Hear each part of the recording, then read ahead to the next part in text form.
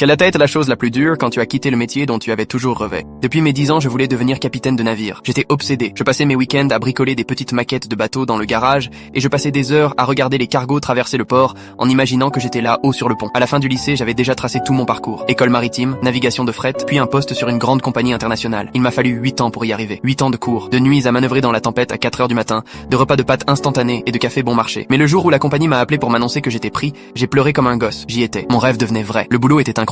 Fatigant, oui, mais chaque départ du port me donnait des frissons. Je gagnais bien ma vie, je voyais le monde. Et j'avais demandé Sophia en mariage. Tout était parfait. Puis Sophia a commencé à avoir des épisodes bizarres. D'abord des vertiges, des trous de mémoire. On pensait que c'était le stress de son boulot d'infirmière. On en rigolait jusqu'au matin où je l'ai trouvée allongée par terre, tremblante, incapable de se souvenir de sa chute. Les médecins ont fait tous les examens possibles. Prise de sang, IRM, rien. 3 semaines d'attente, de facture et 0 réponse. J'étais en pleine traversée vers Oslo quand ma belle-mère m'a appelé en larmes à 2 heures du matin. Sophia venait de s'écrouler au travail. Aux urgences, ils avaient découvert une tumeur grosse comme une balle de golf dans son cerveau. J'ai supplié mon capitaine de me laisser débarquer. Il a dit que le règlement ne l'autorisait que pour la famille directe. Fiancé, ça ne comptait pas. J'ai dû finir la route pendant que Sophia passait une chirurgie d'urgence. Quand je suis enfin rentré 2 jours plus tard, elle était réveillée, mais différente. Elle me demandait qui avait déplacé les meubles. Rien n'avait bougé. Elle ne se rappelait même plus du nom de notre chat. Les médecins disaient que l'opération avait réussi, mais qu'il y aurait sûrement des séquelles.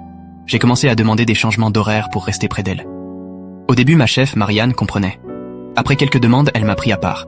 Elle m'a dit que je donnais un mauvais exemple aux autres officiers. Elle m'a même conseillé de laisser Sophia chez ses parents pendant le traitement. Là, j'ai compris que j'étais coincé entre 2 choix impossibles. Les mois suivants ont été un enfer. Certains jours, elle ne reconnaissait plus notre appartement. D'autres, elle oubliait nos conversations de la veille. Le pire, c'est quand elle s'est réveillée un matin et m'a demandé qui j'étais. Pendant 5 minutes, j'étais un inconnu dans son lit. Je devais repartir pour une mission de 6 jours quand Sophia m'a appelé en pleurs.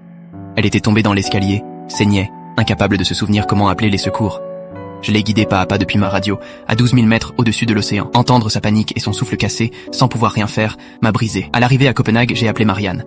J'ai dit que je devais rentrer immédiatement. Elle a répondu que le plus tôt possible c'était dans 4 jours, et que si je quittais le navire avant, j'aurais des sanctions. Cette nuit-là, seul dans ma chambre d'hôtel, j'ai pris ma décision. J'ai appelé et j'ai démissionné. Tout le monde m'a dit que j'étais fou. Mes collègues parlèrent de carrière de rêve, de salaire à 6 chiffres. Moi, je leur ai répondu que Sophia était mon seul rêve maintenant. Le lendemain, je suis monté dans un avion comme simple passager pour la première fois depuis des années. À l'hôpital, quand Sophia m'a vu entrer, elle a souri et elle s'est souvenue de mon prénom. Rien que ça valait tout.